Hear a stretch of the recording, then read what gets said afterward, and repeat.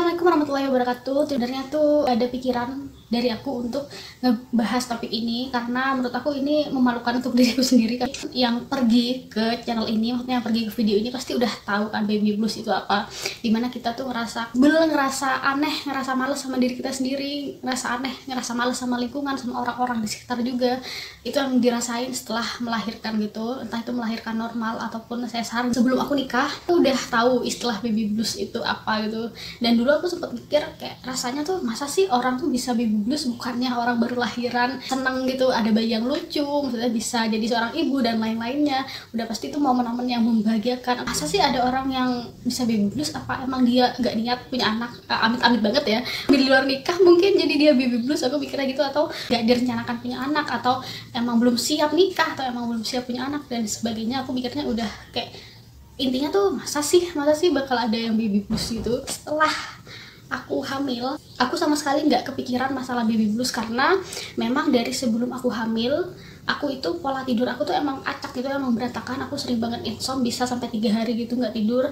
Dan pas aku hamil juga aku nggak kaget karena emang orang lagi hamil kan tidurnya emang nggak enak kan. Jadi pas hamil tidurnya nggak enak, dan tidurnya tuh juga bentar-bentar, dan juga tidurnya tuh agak keganggu gitu. Aku nggak masalah karena emang sebelum aku hamil emang pola tidur aku tuh emang udah acak gitu. Jadi pas hamil pola tidurnya nggak enak, udah kebiasaan gitu.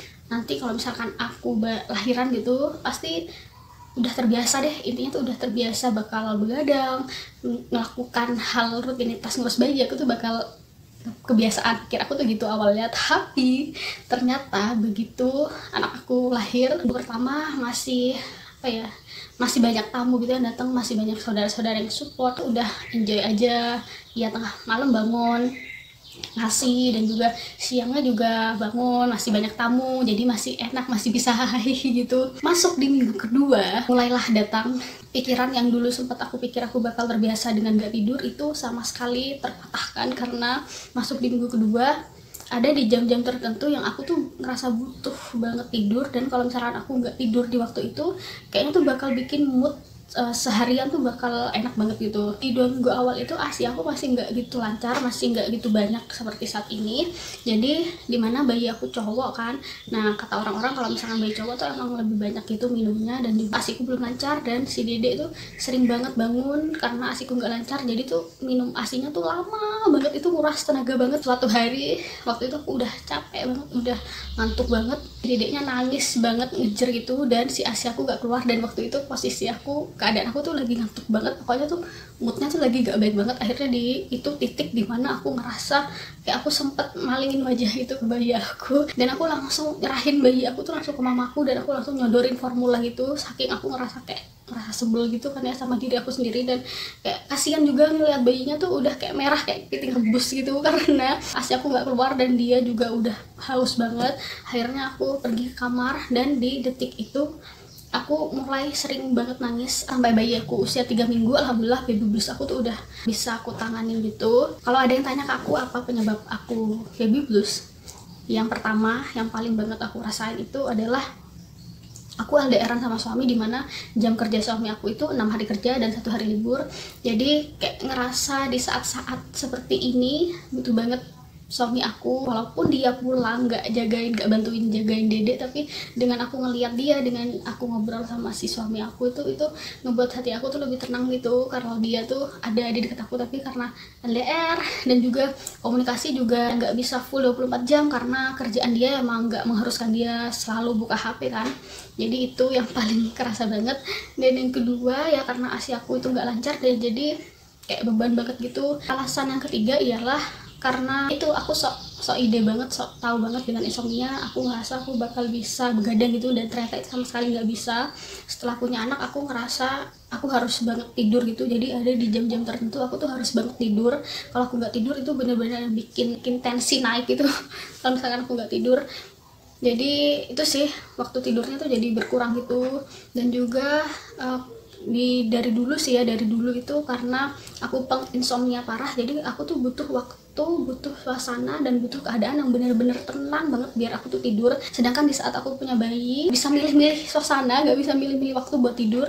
Jadi harus pintar-pintar kita dimana pas si dedeknya tidur kita harus langsung tidur biar charge lagi tenaga kita. Adaptasi banget buat aku karena sejak punya bayi lampu kamar selalu hidup, dimana kalau aku tidur tuh harus dalam keadaan tuh bener-bener gelap.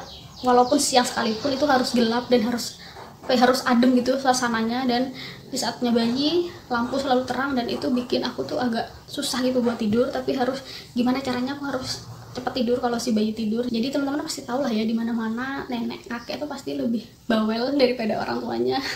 Di awal-awal itu aku sering banget dapat ceramah lah ya istilahnya dari mama aku, karena aku tuh nggak bener gitu ngurus si dede. Pas masih awal-awal aku ngerasa dongkol gitu kan, tapi lama-lama aku ngerasa oh iya ya emang aku salah gitu. Ada yang tanya ke aku gimana caranya aku bisa move on dari si yang namanya baby blues. Paling utama ya, kita harus berdamai sama diri sendiri, sama keadaan. Dimana aku emang harus terima kalau emang aku LDR sama suami, dan aku emang harus terima kalau aku emang harus banyak belajar ngurus bayi. Jadi walaupun mama aku ngomel-ngomel, ya udah terima aja karena emang aku masih belum banyak tahu ya kan. Kemudian juga ya harus cepat-cepat pintar kita beradaptasi. Seperti aku tadi, aku biasa tidur gelap, tapi semenjak punya bayi harus tidur dalam keadaan apapun, di jam apapun, dan di waktu apapun. Itu harus cepat belajarnya, harus cepat menyesuaikan dirinya. Yang ketiga yang aku lakuin ya, aku harus melakukan aktivitas yang udah biasa aku lakuin sebelum-sebelumnya. Contoh, selama aku sebelum hamil dan aku hamil, ya aktivitas yang aku lakuin ya bangun tidur, ya mungkin jalan keluar, atau ngerjain tugas kuliah, ngerjain tugas kantor, bikin video, ngedit video, bersih-bersih, dan lain-lainnya. Nah itu di awal minggu-minggu aku setelah persalinan sampai aku masa baby bluesnya itu, aku bener-bener ya nggak ngelakuin aktivitas aku sewajarnya. Jadi aku pure ngurusin bayi tanpa aku ngelakuin aktivitas yang lainnya. Jadi aku ngerasa bosen gitu sama aktivitas rutinitas itu. Akhirnya aku mencoba untuk ngedit video lagi, mencoba buka-buka buku pelajaran kuliah aku lagi. Kemudian aku mencoba deh jalan ke Indomaret, sekedar beli apa, kayak beli susu, beli apalah untuk kebutuhan diri sendiri, dan itu ngebantu banget menurut aku.